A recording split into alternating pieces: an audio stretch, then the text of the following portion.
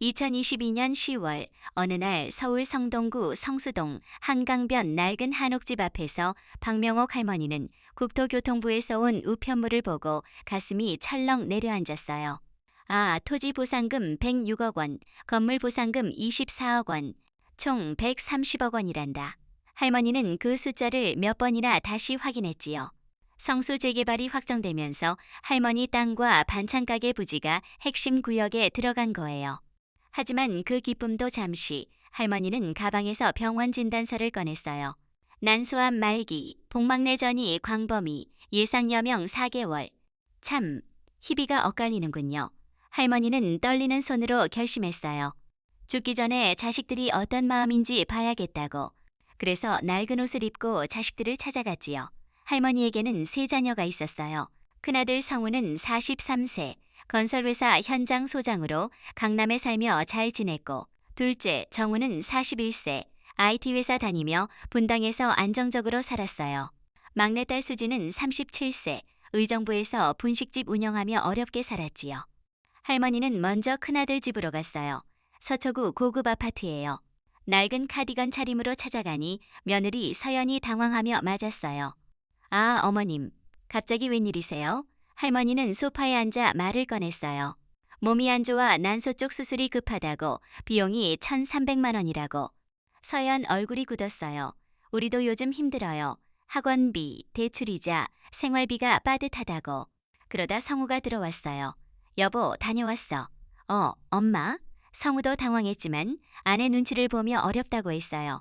정우한테 가보시라고, 가게 보증금 빼시라고. 글쎄, 결국 5만 원만 주며 택시 타고 가시라고 했지요. 할머니는 그 돈을 받아들고 엘리베이터를 타며 마음이 싸늘해졌어요. 아, 차라리 안 줬으면 덜 서러웠을 텐데. 이틀 후 할머니는 둘째 정우 집으로 갔어요. 분당 신도시 아파트예요. 정우와 며느리 지혜가 맞았어요. 같은 이야기를 하니 정우는 걱정하는 듯 했지만 결국 시간을 달라고, 수진한테 가보시라고, 보증금 빼시라고 했지요.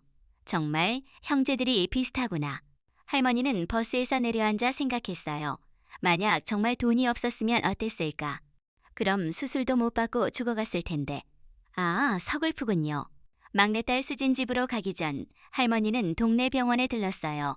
거기서 30년 지기 친구 금자를 만났지요. 금자도 위암말기라 수술비 1,500만 원이 없어 고민이었어요. 할머니는 가슴이 아팠어요. 금자가 과거에 100만 원 빌려주고 아이들 돌봐준 은인인데, 그래서 할머니는 즉시 1,500만 원을 인출해 금자 수술비를 대줬어요.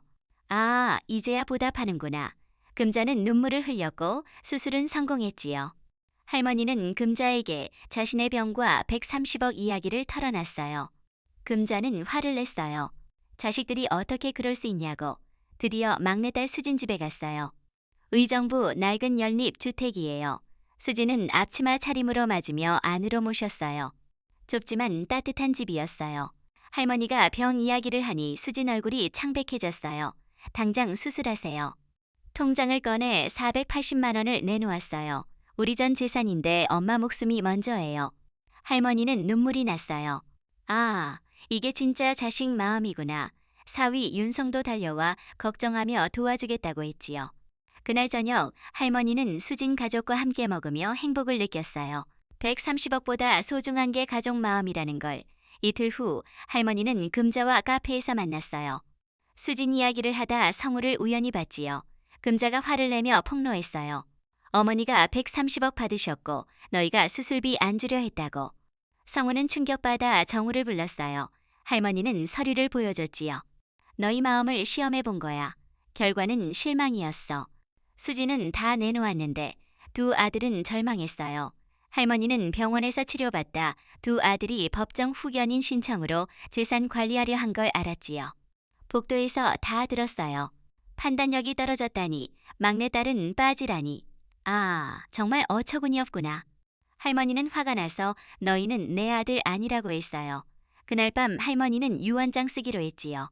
변호사를 불러 전 재산을 수진에게, 금자에게 10억, 50억은 사회 기부, 나머지 70억은 수진 가족 행복하게 쓰라고.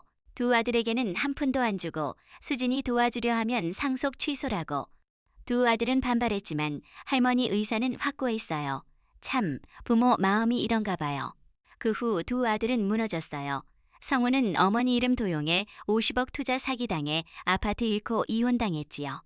정우도 코인 투자로 30억 날려 아파트 잃고 사직당했어요.